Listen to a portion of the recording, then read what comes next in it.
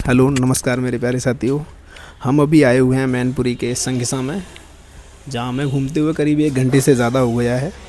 और अभी हम मिले हैं, हमारे पास हमारे साथ में अभी एक बंती जी हैं, उनसे हम कुछ पूछेंगे और वो हमें बताएंगे भी।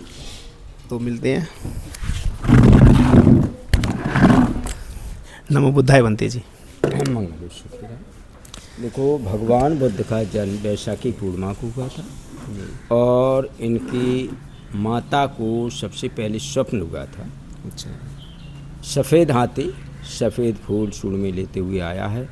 रात में उसको स्वप्न हुआ है। उसने कहा है, माँ मैं आपके घर में आना चाहता हूँ। तो महामाया ने सिद्धोधन अपने पति से कहा कि इस प्रकार से मुझे स्वप्न हुआ है, इसका क्या मतलब है।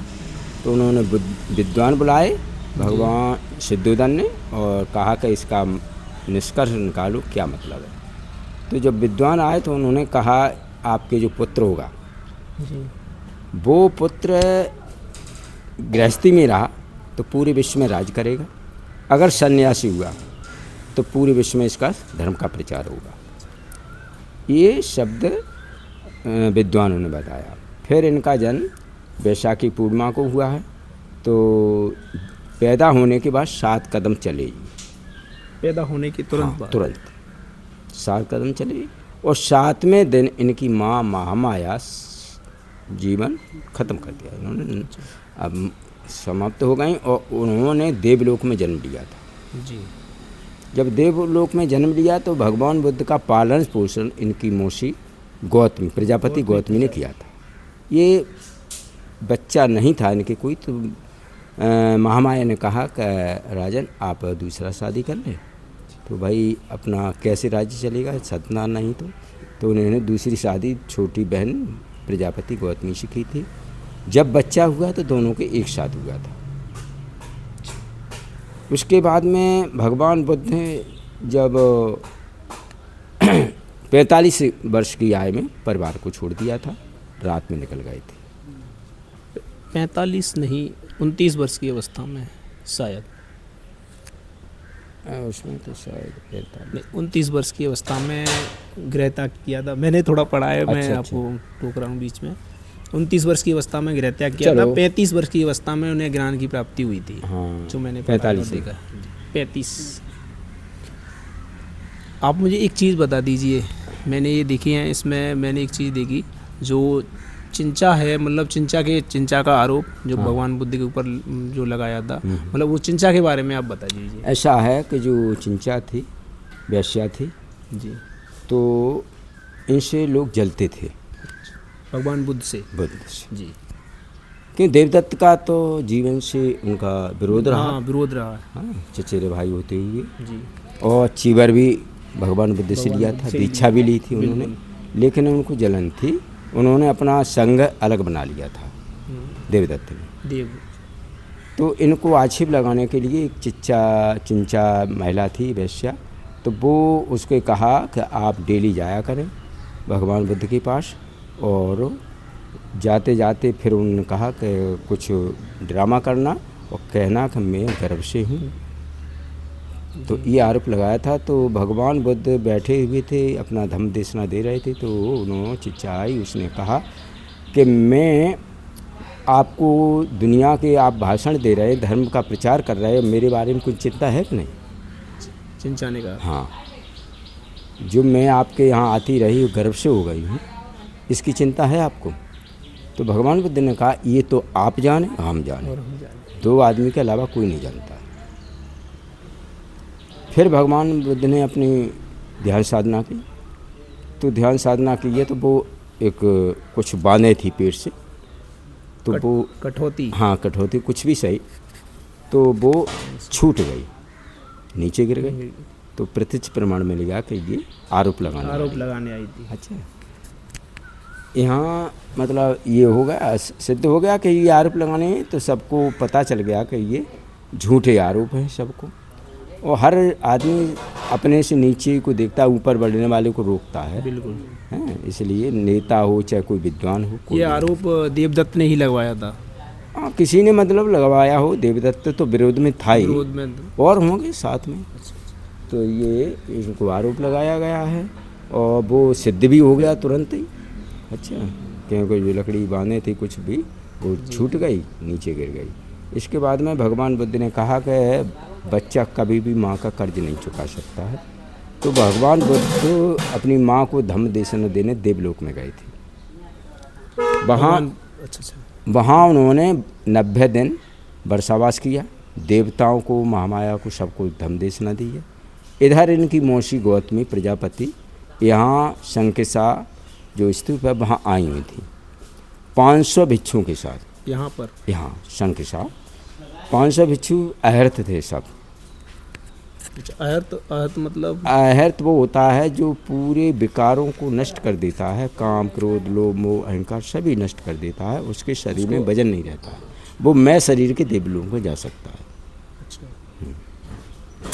तो प्रजापति गौतमी ने कहा है हम देखो यहाँ आए हैं तो थक गई हैं, आँखों की रोशनी भी चली गई थी उनकी।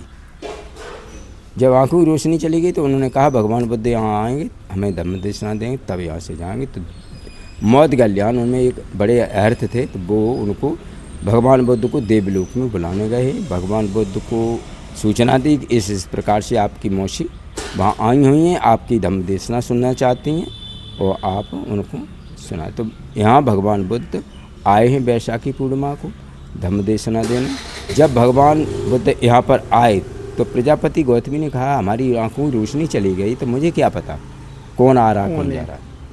सबसे पहले प्रजापति गौतमी को दर्शन हुए यहाँ, मतलब हाँ, आँखों की रोशनी जाते हुए भी। तब से उनको विसारी देवी के नाम से पुकारने लगे। उनकी आँखों का विसरण हो गया विसारी देवी की से। अब यहाँ पर सम्राट अशोक ने जो 84,000 स्तूप बनवाए थे उसमें से एक ये है, खंडर हो चुका है जो अपने सामने। हाँ, ये है यहाँ की कहानी। चलो बहुत बहुत धन्यवाद, मंत्री जी से मिलके हमें बहुत अच्छा लगा और कोशिश करेंगे कि हम यहाँ आते रहें, बहुत जल्द आते रहें। नमो बुद्धाय। और एक बात और है कि भगवान बुद्ध की जो शरण में आता है, 5 शील का जो पालन करता है, उसके परिवार में शांति रहती है। बीमारी होगी वो भी शांत हो जाएगी। और कभी भी भगवान बुद्ध ने कहा है मेरे शील का पालन करता है उसके परिवार में कभी भी अकाल मृत्यु नहीं होती है, ये गारंटी है। तो बनते जी वैसे हम पंचशील का बहुत हम ध्यान करते हैं, मतलब पढ़ते हैं, उसे मानते भी हैं। नहीं, पढ़ने से मतलब नहीं, अपने जीवन में उतारना हम उतारते भी हैं, ऐसी बात नहीं है। जैसे अब हम 5 शील को ग्रहण करते हैं तो सबसे पहला शील है, पाली भाषा में मान लो नहीं जानते हैं तो हम हिंदी में बता देते हैं। पाली में बताएं? पाली में ही है वो। हाँ, पाली में है। पहला शील है कि पाणातिपाता बेरमणि शिक्षा पदम समादयामि, अदिन्ना दाना बेरमणि शिक्षा पदम समादयामि, अब्रह्मचर्या बेरमणि शिक्षा पदम समादयामि, मूषाबाधा बेरमणि शिक्षा पदम समादयामि, स्वरा मेरे मध्य पमादट्ठाना बेरमणि शिक्षा पदम समान। ये 5 शील है 500 लोगों के लिए। अच्छा, हिंदी बता दीजिए। अब इसकी हिंदी है, पहला शील है पाणातिपाता बेरमणि शिक्षा पदम समाधि। हम आप सभी जानते हैं और सभी चाहते हैं कि हमारी छोटी जो पीढ़ी है झूठ मतलब हिंसा न करे, बिना कारण के हिंसा न करे। कोई चाहता है कि मेरे परिवार में हिंसा हो, कोई नहीं चाहता। तो मुझे भी चाहिए कि बिना कारण के किसी की हिंसा नहीं करनी चाहिए। दूसरा है अदिन्ना दाना बेरमणि शिक्षा पदम समाध्याय। अदिन्ना दाना कहते हैं चोरी को, किसी की चोरी नहीं, वो है झूठ नहीं बोलना चाहिए। हाँ, और तीसरा शील है अब्रह्मचर्या बेरमणि शिक्षा पदम समाध्याय। स्त्री जात को माँ बहन बेटी समझकर व्यवहार करना चाहिए। चौथा शील है मूषाबाधा बेरमणि शिक्षा पदम, यानी चुगली, इधर को उधर करते क्या होता है, विवाद हो जाते हैं। बिल्कुल होते, तुम्हारी सुनी इनका कह दे, इनकी सुनी उनका कह दे, तो झगड़े होते हैं और झूठ उसमें जरूर मिलाएंगे। 5वां शील है सुरा मेरे मज पमादट्ठाना बेरमणि शिक्षा पदम समाधि। सुरा मेरे मज कहते हैं कच्ची पक्की शराब। किसी भी प्रकार का नशीला पदार्थ नहीं प्रयोग करना है। नशीले पदार्थ गुटकों में सब पे लिखा है स्वास्थ्य के लिए हानिकारक, कैंसर भी हो सकता है। और शराबी आदमी की आप जानते ही होंगे कैसी इज्जत होती समाज में। बिल्कुल। अगर शराबी आदमी परिवार में शराब पी रहा है तो उसके परिवार में कलह, बिल्कुल कलह रहेगी हमेशा हमेशा के लिए। और बीमारी न हो फिर भी कलह से बीमारी उत्पन्न होती है। जब कलह है तो बीमारी हो जाएगी, और बीमारी कलह हो गई तो अकाल मृत्यु भी होगी। कोई पत्नी उसकी है तो कहेगी या तो ये मर जाए या खुद मर जाऊँ। वो क्या कहेगी, या तो जहर खाएगी या फांसी लगाएगी, कुछ भी करे, अकाल मृत्यु होती है। तो भगवान बुद्ध ने कहा उपास्य लोगों के लिए 5 शील का पालन करना जरूरी है। हम लोगों के लिए 227 शील होते हैं। 227? हाँ, 227 शीलों का पालन करना पड़ता है। जो बौद्ध भिक्षु होते हैं उन्हें 227। और जो श्रामेण होते हैं उनको 10 शील का पालन 10 शील का पालन करना पड़ता है। अच्छा बंते जी, आप मुझे ये बताइए, यदि कोई मतलब जैसे हम जैसे लोग हैं, अगर कोई बौद्ध भिक्षु बनना चाहे तो उसको क्या त्याग करना पड़ेगा? उसको कहा मतलब ऐसा है, उसके परिवार में जी। बिना परिवार की सहमति के ये काम नहीं होता। हाँ, त्याग नहीं करता। जैसे आपके बच्चे हैं, अविवाहित हैं, बेटी बेटा कोई अविवाहित है, शादी कौन करेगा? सही बात। पत्नी है, जिम्मेदारी। हाँ, जिम्मेवारी खत्म होने के बाद आप गृह त्याग कर सकते हैं।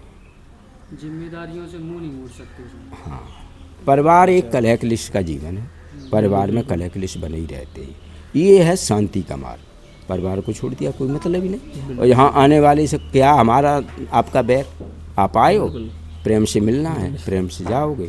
और देहात में क्या है, उससे बोलचाल नहीं, उससे विवाद हो गया, उससे न बोलना, इससे न बोलना, उससे लड़ाई हुई, ये हुए, कलह ही बनी रहती है देहात में।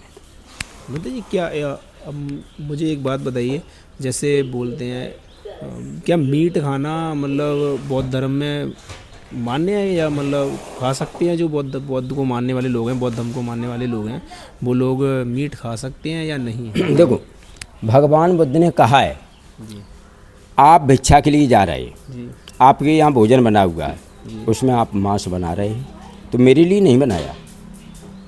आपको तो पता नहीं है कोई आएगा मेरे पास भिक्षा लेने, अपने लिए बनाया है। मुझे मैं खाते हैं तो ले सकते हैं, उसमें मेरा कोई अपराध नहीं है। आपने अपने लिए बनाया, मेरे लिए नहीं बनाया। खाते तो ले सकते हैं। भगवान बुद्ध ने कहा है कि अपनी इच्छा अनुसार मत बनवाइए।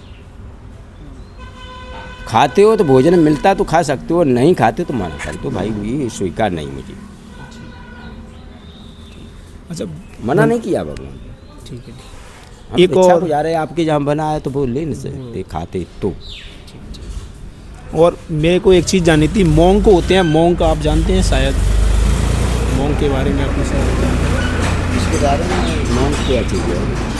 नहीं, बौद्ध भिक्षुओं से ही कहते हैं वो, शायद यहाँ के नहीं, मतलब शायद नेपाल में कहते हो या कहीं, मैंने सुना है बौद्ध भिक्षुओं से। चलो कोई बात नहीं, आपसे मिलके बहुत अच्छा लगा है, और आपने इतना जो ज्ञान दिया हमें, हम अपना आभार व्यक्त करते हैं जो आपसे मिलने का मौका मिला, सौभाग्य प्राप्त हुआ। बहुत बहुत धन्यवाद। नमो बुद्धाय।